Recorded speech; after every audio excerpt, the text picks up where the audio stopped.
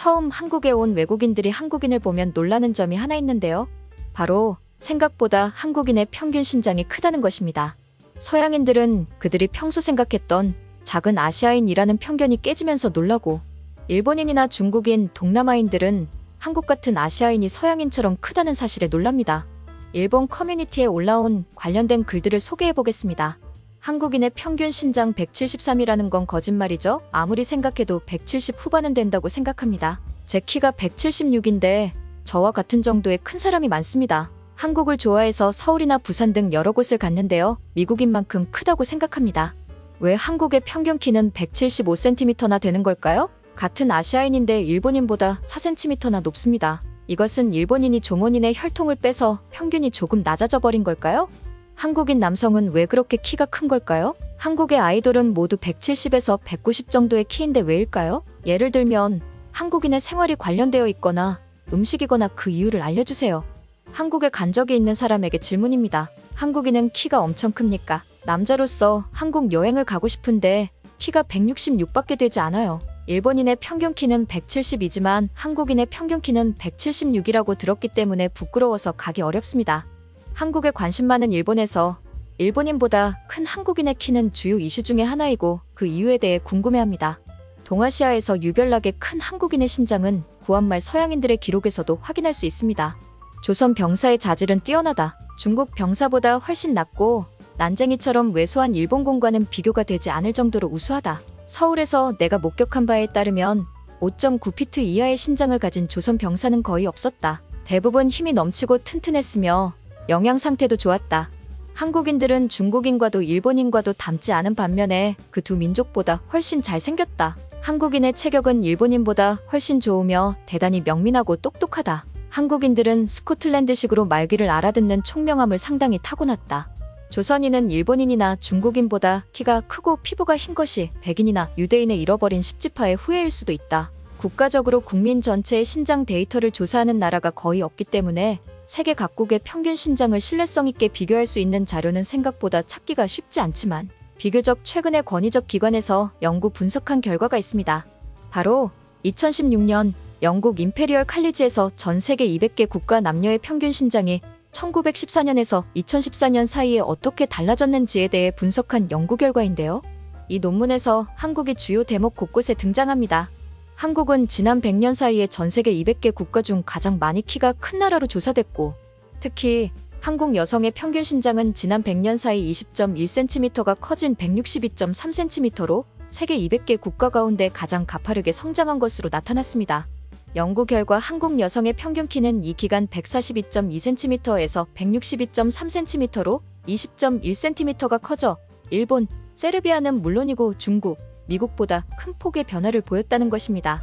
남성의 경우에도 한국 평균 키는 159.8cm에서 174.9cm로 15.1cm가 커져 51위에 랭크되었습니다. 한국 여성의 키 성장폭 20.1cm는 세계 1위이고 남성 15.9cm는 이란과 그린란드에 이어 세 번째로 큰 폭입니다. 우리나라의 키 순위는 아시아에서는 단연 1위로 중국, 일본보다 크게 앞서 있고 스페인, 러시아와 큰 차이가 없다는 것을 알 수 있습니다. 그렇다면 도대체 왜 한국은 아시아의 최장신 국가가 되었을까요? 그에 대한 과학적 근거를 크게 세 가지로 꼽아볼 수 있습니다. 첫째, 영양학적 이유입니다. 전 세계에서 한국인과 가장 유전적으로 가까운 일본인이지만 과거 기록상으로도 일본인은 한국인보다 키가 작았는데요.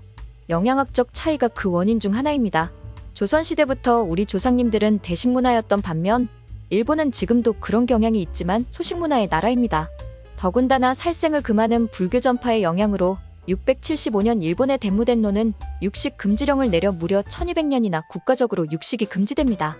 또한 현대에 와서도 일본은 달콤한 디저트나 간식을 먹는 문화로 인해 식사량이 적어지는 경향이 있고 한국은 매운 음식을 즐겨 먹는 문화가 식욕을 자극해 식사량이 커지는 경향이 있는 차이로 인해 두 나라 간 영양 섭취량의 차이가 있고 이는 평균 신장이나 체중의 차이를 가져오는 원인이 되었다고 추론할 수 있습니다. 둘째, 베르그만의 법칙입니다. 1847년 독일의 생물학자 크리스티안 베르그만은 같거나 가까운 종 사이에서는 일반적으로 추운 지방에 사는 동물일수록 체구가 커지는 경향이 있다는 주장을 합니다. 이른바 베르그만의 법칙이죠. 추운 지방에 사는 동물이 체온을 일정하게 유지하기 위해서는 몸 밖으로 빠져나가는 열 손실을 최대한 줄여야 하는데요. 열 발산은 몸의 표면에서 일어나므로 표면적이 작을수록 열 발산량은 줄어들게 되죠. 동물의 체구가 커지면 몸의 표면적이 커지지만 부피도 커지게 됩니다. 예컨대 한 변의 길이가 1cm인 정육면체에서 변의 길이가 2배 늘어 2cm가 된다고 가정해보면 부피는 8배가 느는 반면 총 표면적은 처음 정육면체의 4배밖에 늘지 않게 됩니다. 즉 부피 대비 표면적의 비율은 줄어들게 되는 것이고, 따라서 체구를 키울수록 체온 유지에 필요한 열을 덜 빼앗겨서 생존에 유리하다는 것입니다. 호랑이는 서식지가 추울수록 체격이 크고 따뜻할수록 체구가 작습니다.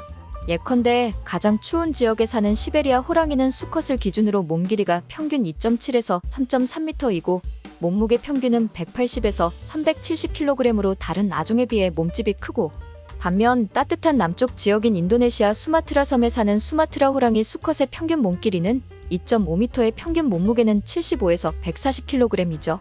이렇게 동종 동물에서 서식지의 온도에 따라 체구 차이가 나는 것은 펭귄에서도 볼 수 있는데요.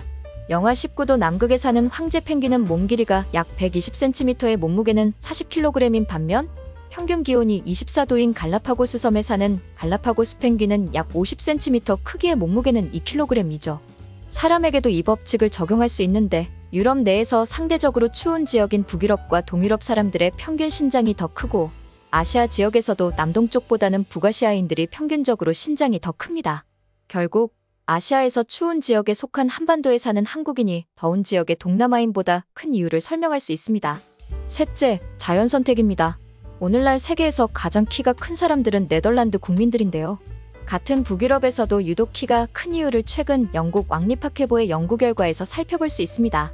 바로 찰스 다윈의 자연선택에 의한 인간 진화가 지금도 진행 중이라는 예라는 건데요.